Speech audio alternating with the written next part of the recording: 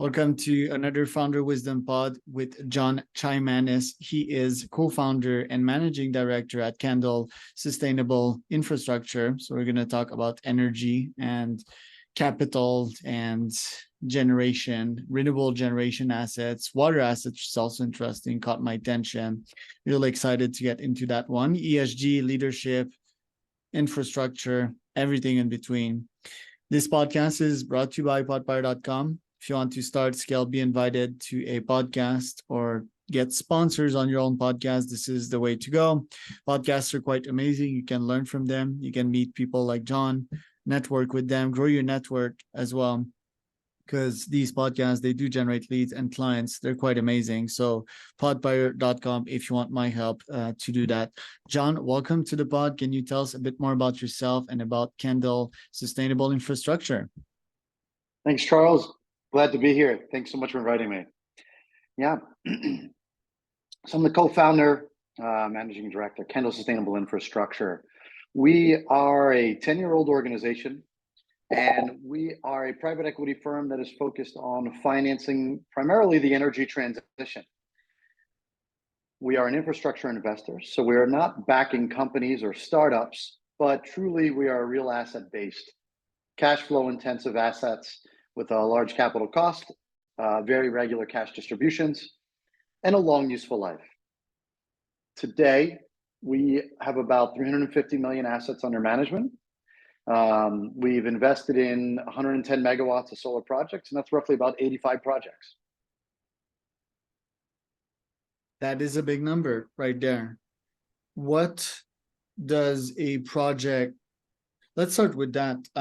How long does it take me to get my ROI of one project in your field? Yeah, so you can think about returns in a couple of ways. I like to think about them in multiple of invested capital and cash yields. So roughly what we're trying to target is over the investment horizon, call it about 7 years, getting close to a 2x over that period of time, with a cash yield of somewhere between 7 to 10% along the way. So the return is going to come in two forms. One is the cash yield from we own power plants and we sell power and we collect cash, right? And then once we've built up a large portfolio of projects, we'll bundle them together, we'll sell them as a portfolio and ultimately exit. So the return is coming from the cash yield during the hold period and then the portfolio exit. Right. Okay. Then you said 2x. So I invest, let's call it 2 million in one project. And after 7 years, I get another 2 back. And then are the returns somewhat stable? Do they increase? What are the rules, laws, and systems at play here in terms of how my capital is going to grow after I invested after 7 years? So it's a very steady type of return profile. Again, we're talking about a single project, but typically we would build a project. That project would take, somewhere between 8 to 10 months to maybe a year plus to get built. Once that project is built, we're roughly 30 to 60 days until we're selling our power and getting paid for it, cash flow. And then our machine is turned on. And we are collecting regular, reliable cash flows from the sale of power throughout. So you'll be getting, and what our profile is we try to return the cash quarterly to limited partners. So over that period, you'll receive roughly 72% of your cash, give or take, over those 7 years from coupons from selling the power, right?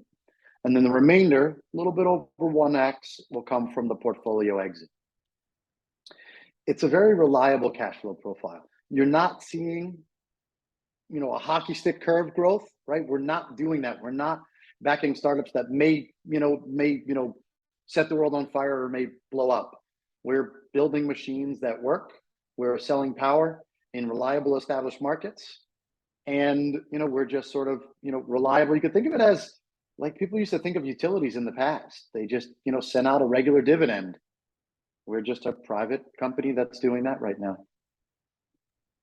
I had a broadband company on the pod the other day, and their returns were quite amazing. They installed broadband in Midwest, I guess, and underserved communities that still don't have 25 Mbps connections, and the returns were like after 2 years they started being profitable, and after five they make like really awesome return, and the costs were somewhat low. It seems that in the energy sector there's a tad more competition, and it seems that energy prices, well, from what I've heard with SolarCity and all of that, it doesn't scale that much. So what is your secret? How do you Yeah. find a cold well, how do you find the right spot, right? Because theoretically you're still in the real estate business, and how do you make sure that the materials are reliable, they don't break, that they don't cost that much, and that they yield more and more energies? Because you and I, we talked about the Moore's law the other day. You had another name for that law, but how do you make sure to get that Swanson's. edge? Yeah, Schwartz. Yeah. Well, I'm glad you brought up SolarCity because we have nothing to do with them. And it's really good to clear out misconceptions. What we do is we operate, there are different segments of the energy markets that you can operate within. And it's really dangerous when you start to draw relationships between one to the other. SolarCity is a rooftop residential solar company. And all they do is put solar on people's roofs. Very different business model than, say, utility scale power plants and utility scale generation, which would participate in the wholesale power markets. We're in a segment of the market that we call distributed generation. That's really one of our sort of unique niches that we participate in. And distributed is neither rooftop residential nor wholesale utility scale projects. It's a segment that's in between. That segment that's in between is really unique because you get some of the attributes of wholesale generation. You can build a large project. Our projects are on sometimes 25 acres of land. At the same point, we're at the sub-transmission line, and the sub-transmission lines are much closer to the retail rate for power and the retail power markets. And that allows us to get a higher price for our product because we're selling it into a lower level of grid that is easier to integrate into, that has less system losses, and that puts it right where it will be consumed, yet we're getting the economies of scale of these bigger projects. So when we look at our opportunity set, rather than compared to like a SolarCity, which each SolarCity, it's a big sale, right? You're going into the home and you're selling them a boiler, you're selling them windows, you're selling them solar on their roof. It's the same type of a product. Majority of their cost is soft cost themselves, right? They're trying to get in the door, they're trying to get the install done. And then they've got 10,000 roofs that are all over the place, maybe not close together, and it can be very expensive to go out and service one of those projects. We actually have a portfolio of projects that are clustered together. Each one is its own project, but we can very effectively send out our operations team to that and get efficiencies of scale in the operating of it. We're getting that higher price for power. And, and then we're also getting to participate in the retail markets. So how do you select where exactly to put your projects at? Are you focused in one specific region of the States, or do you constantly do analysis with where the sun is shining, where people need the energy the most, and where the competition is not present? Yeah, no, there's no stagnation. The first thing that we look for is power prices. We are a company that sells power, and we're going to look to be in markets where the price of power is robust. And the price of power can be robust for different reasons, but usually it has to do with the current energy mix in a particular region. It has to do with additions and retirements of power plants. And it has to do with the fundamentals of the market that you're looking at. Inside of that, we're going to look for a market which is favorable towards distributed type projects. Some markets are more favorable and some markets may not be as favorable. So we'll find places where the policies and the regulations are attractive for that. Lastly, we're going to look where we perhaps have some sort of an advantage in development, where we can get through the cycle a little bit more quickly. And those things could include a quicker interconnection path. It could include established permitting on a statewide basis rather than on a just a region by region basis. In the United States, we don't have a single energy policy. We have 50 different states. Each state has its own rules and regulations. And even inside of a state, you may have multiple sets of rules and regulations. So you have this fragmentation, which from an investor's perspective is very attractive. Because if it was uniform and flat, there would be more competition. But when you've got the fragmentation, you can find niches where you can participate and excel. What innovations have we seen in the solar panel? To me, the last innovation I've seen was like them actually turning towards the sun. What else is there that is making the tech itself more efficient? I think, starting with why is distributed generation possible is probably the first. And that really is remote monitoring and remote controls. And that really effectively came into play 10 to 15 years ago, where we had good remote controls, good remote monitoring capabilities, and that enabled our type of project to establish itself. We've seen incremental improvements in solar technology through the years. It hasn't been the, oh my gosh, we figured it out, right? It's the microchip world. And this is where we talked about Moore's Law and Swanson's Law. Most of them are made of polysilicon. Polysilicon, the more manufacturing they do, the better they can get in the process, the cleaner they can get, the more effective and the smaller they can get, right? So the more power density that you're creating, if you will, the microchip, right? It doubles in strength every time you, right? Every time you have the, halves in cost every time you double the manufacturing capacity. Solar has seen a similar type of thing in that. So what we're getting is same size panel, but you can get more and more power out of that same panel, in large part due to manufacturing improvements. Some other things that we've seen are, as you mentioned, the tracking, and we've seen lots of different types of trackers, but right now the most common in North America is the single axis tracker. And what that would mean is that you're basically on a fixed, you're on one plane you're fixed, and you track throughout the day, and you follow the sun. Very little moving parts, but you're able to really capture the best angle of incidence of the sun. The second thing that we saw that was really neat was bifacials. And bifacial panels have, you have the ability to collect the sun from above and below. It may sound like something very basic, and you may say, well, you're down below, how can you catch any of the sun?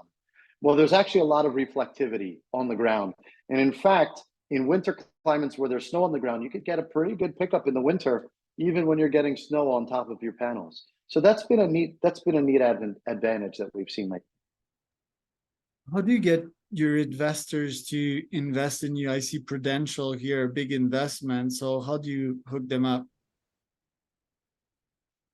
We've been doing this for a long time. We have a great track record at this point in time. Owning over 85 projects. We've been through the cycle of finding and diligencing and building and learning a lot of the pitfalls. And we learn every day. Would never say that we know everything. But I would say that we've shown a certain level of discipline and prudence in how we run our business. A lot of what we do is relationship focused. We're very different than most in the space. I think many people are very transactional. They're going to buy, they're going to build, they're going to cut ties, and they're going to move on. We believe in investing in our communities. We believe in working with our developers time and time again and building meaningful relationships with our finance partners. So over time, we've been able to get more institutional with our finance partners each time because we have that reputation. We built that reputation over time, that trust. And I think that's a lot of it. I'll also just talk about maybe Prudential for a second. They're committed to the distributed space. And they're leaders in that. They came out and said, we believe that this is a segment of the market that's really attractive. They have a huge power and utilities business, but they made forward strides to go into distributed, and we were fortunate to have had the opportunity to work with them. That's pretty cool. Yeah, I'm looking at all your projects. It's really impressive. Do you have to cut down trees to build them? What's your commitment to sustainability? Yeah, there are some instances where there is some tree clearing. Usually it's more on a scrub basis. We're trying to find fields that are not. It's going to be cheaper for us to not have to clear down trees, quite frankly. So almost everything we do is going to have an economic as well as a sustainable impact to it. As you can imagine, the life cycle of these projects is incredible. The amount of power that a solar project can put out relative to replacing trees elsewhere, right? In the planet that have been cleared is really, really powerful. We look at our sustainability and our impact in a number of ways. Carbon offset is the most common one that people are familiar with. It's a no-brainer. We can make very cheap power from our projects. We can have zero emissions from what we're doing, and we can integrate very nicely into the grid without any troubles. We can also create a lot of local jobs and property taxes in communities that haven't seen a lot of development in many, many, many years. We're often going into rural America, and most of our projects have been on sort of, call it the classic back 40 of a farm. The farmer isn't able to farm it because it's rocky or poor soil or whatever it is that they're not able to use. It's a great spot to put a solar project. Those farmers are getting a lease payment. The towns are seeing economic development that they haven't seen, and we're bringing in some local jobs, right? So it's really a great story when you start to pull it apart. And the farmers here, I see 10K a year, right? Oh gosh, it's hard to say. It's going to be dependent upon the project size and the like, but a lot of times people think about it relative to what somebody could get paid for soybeans or corn. And on any given year, most farmers aren't actually farming their own land that we end up working with. They're usually leasing out their land to other farmers. So they're getting a rent payment. Our project can give them anywhere from 2 to 5, 6 times what they would receive in rent from a farmer for just a portion of their land. They can still farm the rest of their property. We're not taking it all out of farming. The other thing is there is some agrivoltaics where farming can be done in between the rows of the panels. So they can, kind of collect double rent. And then some of our projects, actually, we use sheep to mow the lawn. So that's another income source, and just, the sustainability. It's really full cycle. Natural mowers. How good is that? Yeah, then the economical impact. So like how much employees you need to maintain the average farm that I'm seeing there, the average project, like one worker, most probably all year long. You have a limited number of full-time employees once the project is built. During construction, we have a very healthy, construction cycle. We're hiring all types of people, very low skilled folks that actually at some point in their career, they may be actually working in fields, doing farming activities. They can participate in the construction, all the way up to the highest skilled, engineers. And, think about the number of lawyers that are employed by this industry, right? There's no shortage of full, MBAs and, people that went to business school that then went back to their rural towns, and then they could get to work on these projects in the development of it and the permitting of it and and all those activities. So the story isn't as much on the operations as it is really in the development cycle. So you never buy the land, you rent it, and then the human cost. What else is there in maintenance costs? Replacing the panel, putting products on them, maybe. Like what else is there for cost? Yeah, when we talk about solar, the costs are pretty limited. It's a rather modular type of construction. The racking is essentially all the same throughout. The panels are the same throughout. The inverters, we tend to use something called a string inverter rather than a central inverter. It distributes our risk as opposed to a single fail point.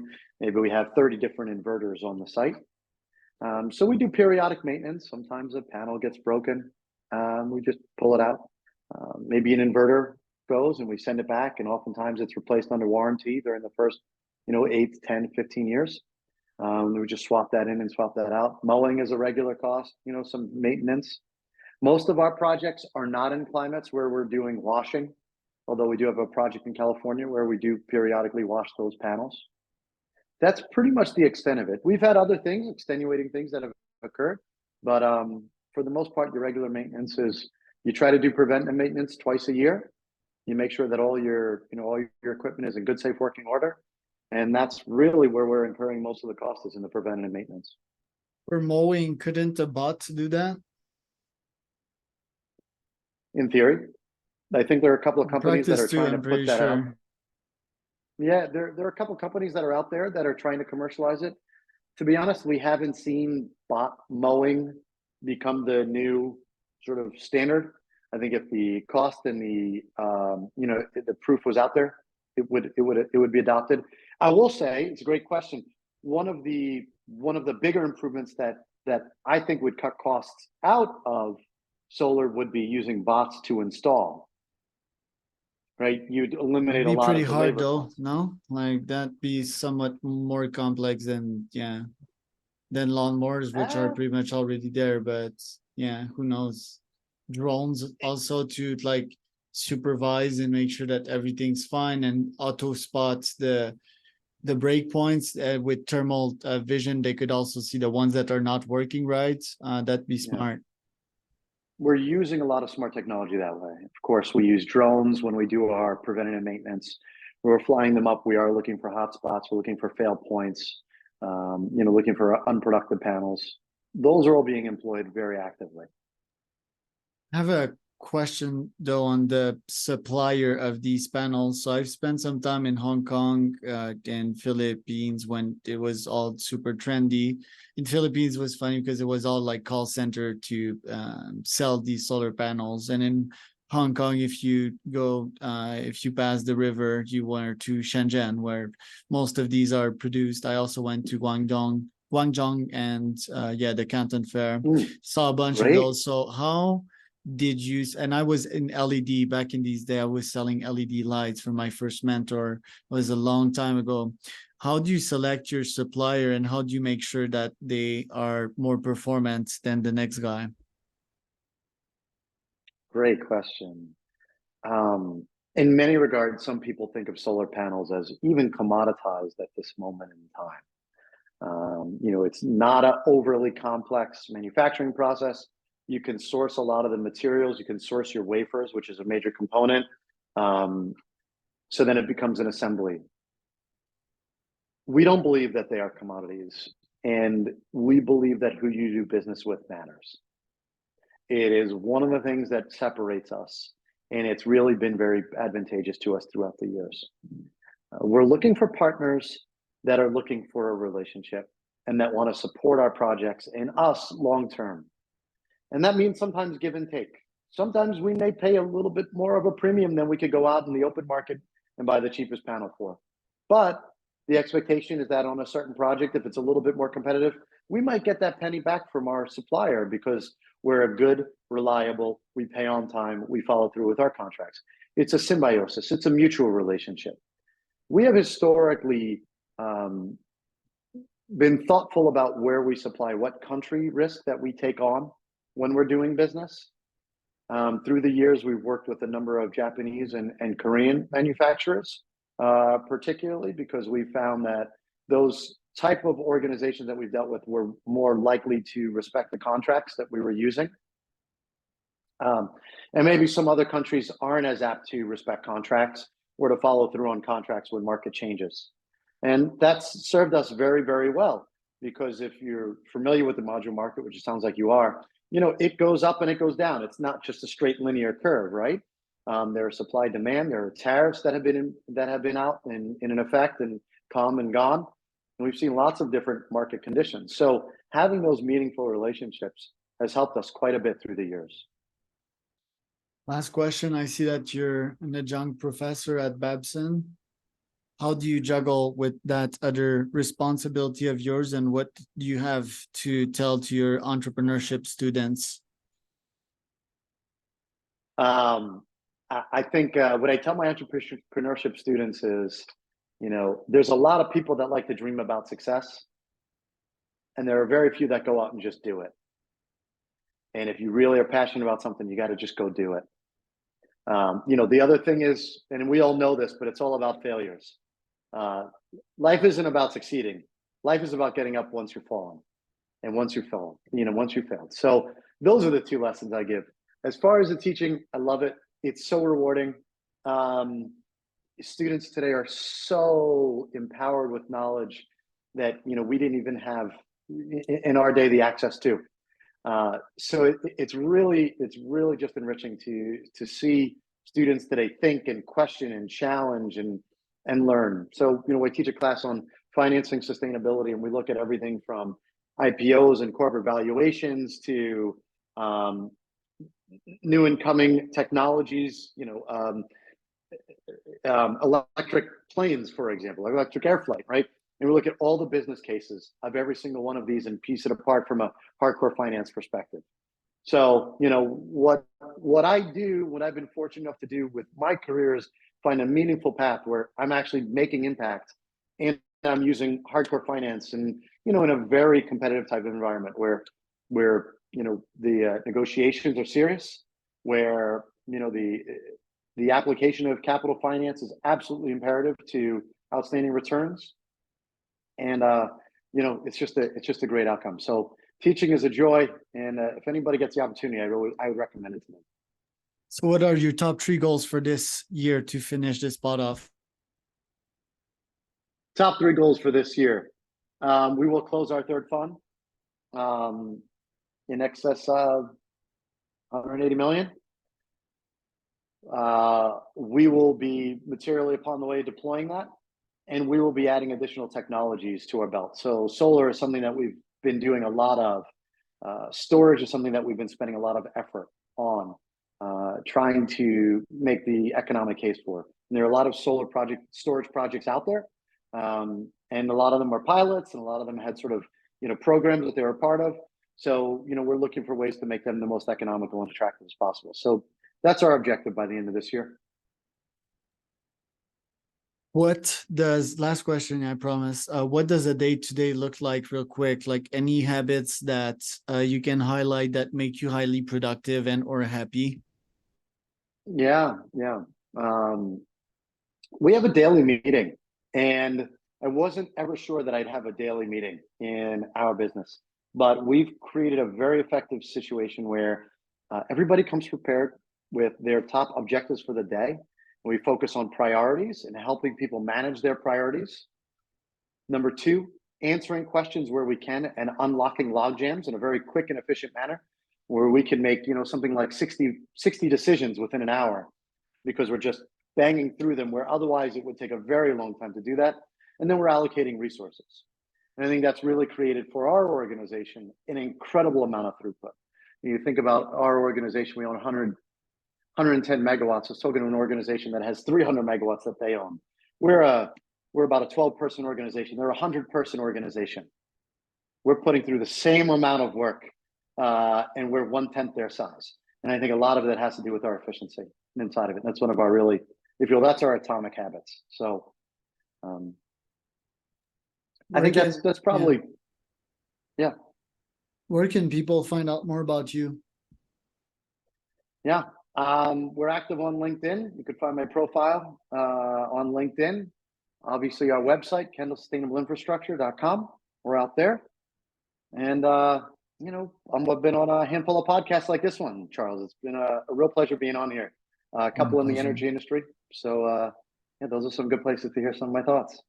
Cool. And I am Charles Cormier. That was another Founder Wisdom Podcast.com.